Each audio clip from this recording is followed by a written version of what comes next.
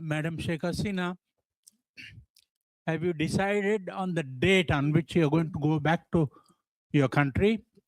Because the present regime says the moment you arrive in Dhaka, they're going to arrest you.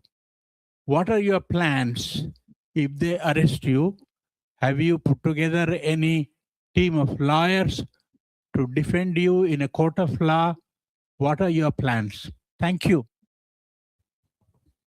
Uh, Thank you very much. Actually, I was not ready to take answer, but when you ask me, after going back, they may arrest me. I'm telling you one thing. 1981, when I returned home, that time also they tried to stop me. Dia Rahman was in power, but I went there. But 1983, I was arrested. Then again in 1985, 1987, there are several times. Even 2007, that time also I was outside the country, but when I wanted to return home, they tried to stop me, but they could not. I returned home.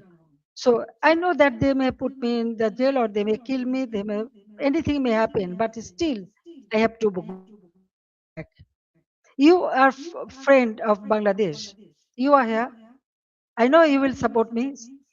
So the people's support, it is very important for me. Yes, I am with them. Thank you. Sajib will take the question, right?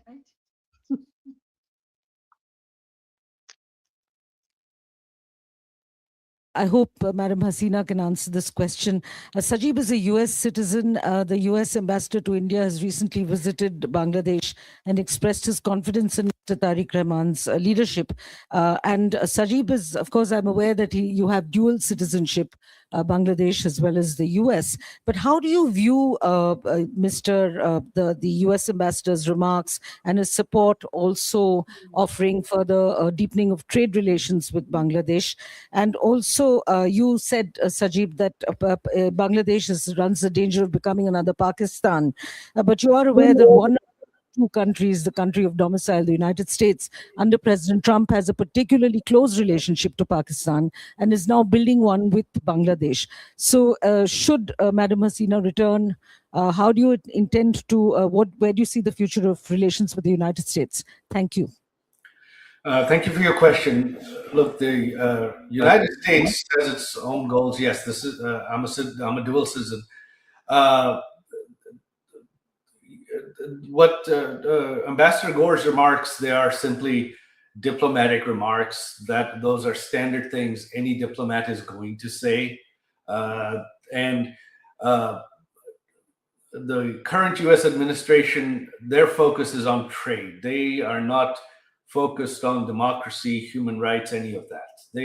Their focus is to increase trade with the U.S. No matter what. So that is what the policy this administration is continuing. However, as you are very familiar, in the U.S., it is a very democratic country. The government changes, policies change completely, and the U.S. has close relations with Pakistan now, but a few years ago they didn't. So this can all change very quickly. Yeah. Hello, this is Shaumuntok from DW.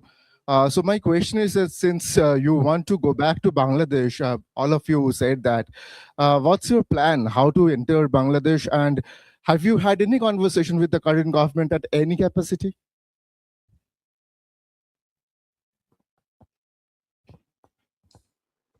I think my mother wants me to answer that as well.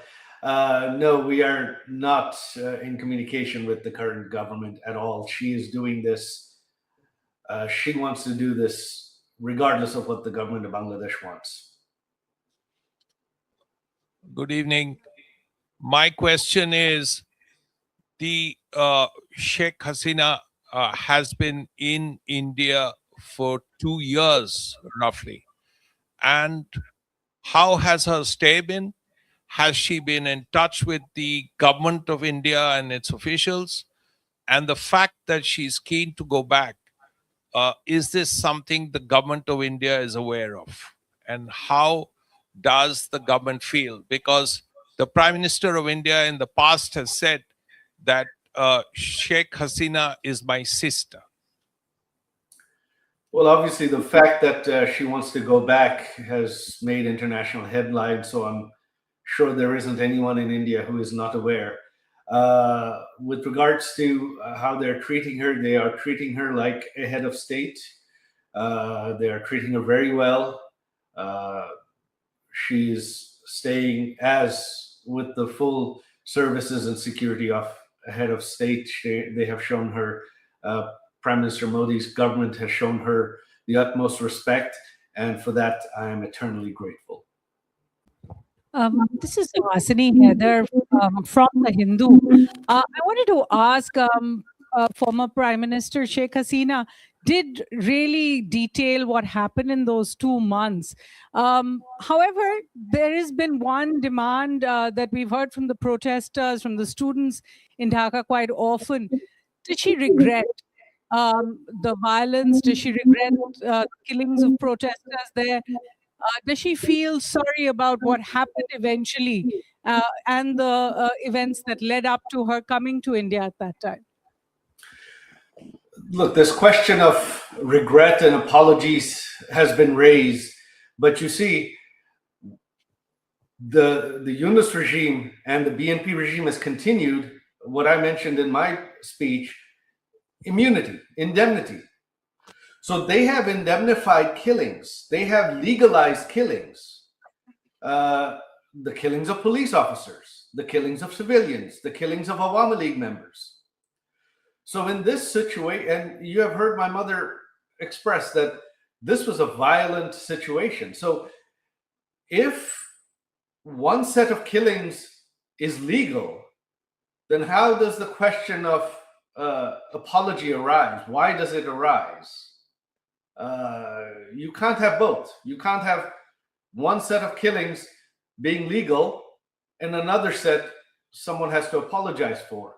So the day the indemnity is lifted, the day the protesters who killed police officers and civilians and Awami League members are arrested, then the Awami League will apologize, will express regret. But until that day, there is nothing the Awami League to apologize for, because currently all killings in Bangladesh are legal.